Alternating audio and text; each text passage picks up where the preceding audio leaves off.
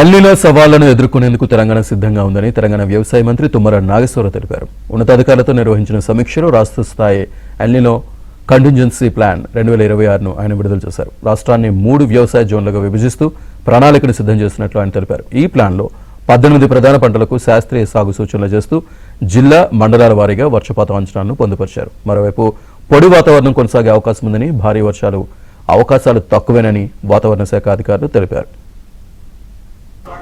అన్ని working condition లో ఉన్నాయా?